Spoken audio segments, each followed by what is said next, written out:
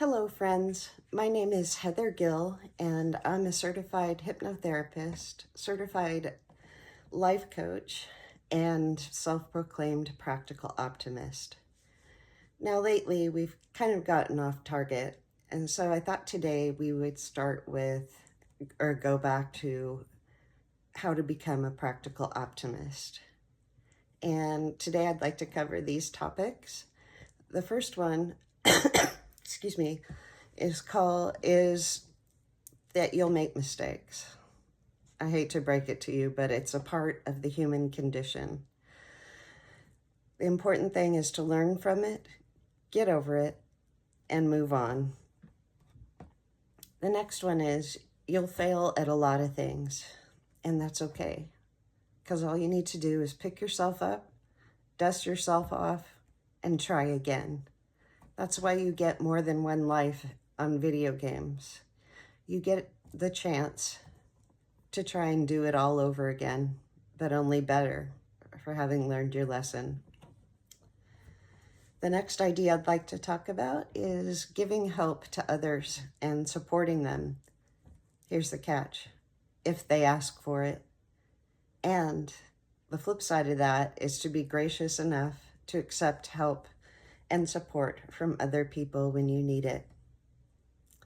And lastly, today, I'd like to talk about this one. There's something fine and noble about reinventing yourself when it seems as though you've lost everything. So let's start with mistakes. When I worked for the schools, we had to model and try a lot of different things to get the kids to learn how to function in society. And the first one was how to make mistakes. And I've modeled this several times myself. I'd make a mistake on purpose, and then I would talk out loud about what to do. For example, one time I spilled my coffee, and I said to myself out loud with the children listening, "Uh-oh, it looks like I've spilled my coffee. I wonder what I should do. Should I throw a really big fit? Or should I just go over and get a paper towel and clean it up?" Then I thought about it for a few more minutes, and I thought, I think I'll just go over and get a paper towel and clean it up. I don't need to be upset. Things like this just happen. And all I need to do is clean it up. And they looked and they watched and they saw what I did.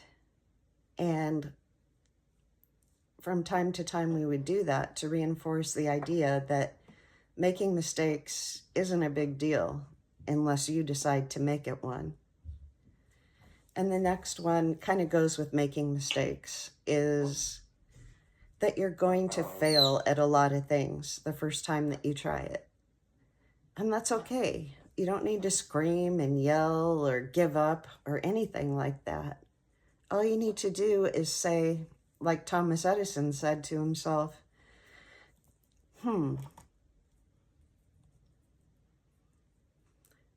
I've tried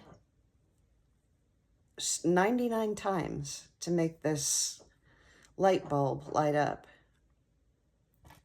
and it didn't work. Did Thomas Edison give up? No. He just went back and he tried again and again and again. And finally, he was successful. The next idea is giving help and support to other people when they ask for it. Now, currently, I work as a caregiver, and when I see one of my clients struggling to do something, sometimes I catch myself saying to them, "Do you want me to do it? Can I help you? I'll go get that." But a lot of times they'll say, "No, I want to try and do it myself."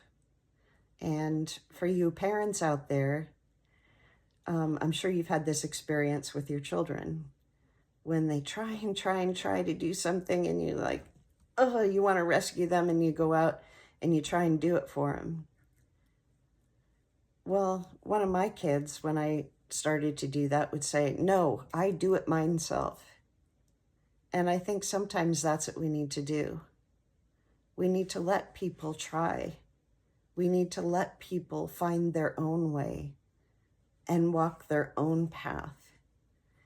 And only if they ask us, do we need to jump in and help? And sometimes even then, we don't need to, because I liken it to, I heard this story once. This man was walking through a beautiful garden, and he saw the caterpillar trying to get out of its chrysalis, because by now it was a butterfly. And he could see it struggling and struggling and struggling.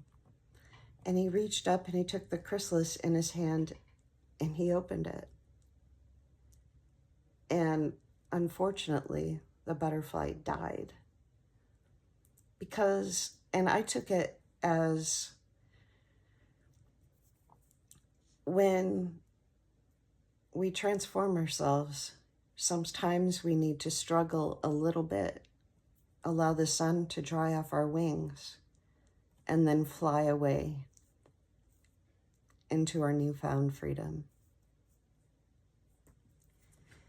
And lastly, along that same vein, I would like to say that there is something very fine and noble about having the courage to reinvent yourself when it seems as though you've lost everything.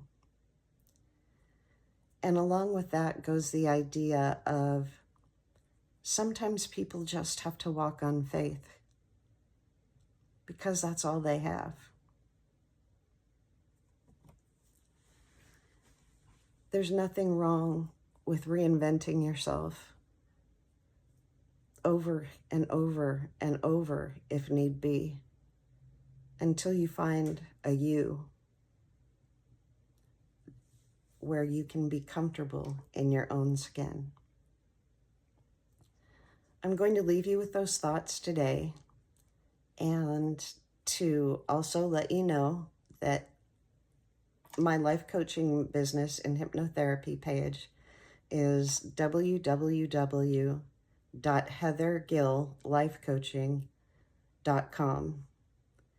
And if you want to talk about any of these things or other topics I've covered in previous videos, please reach out.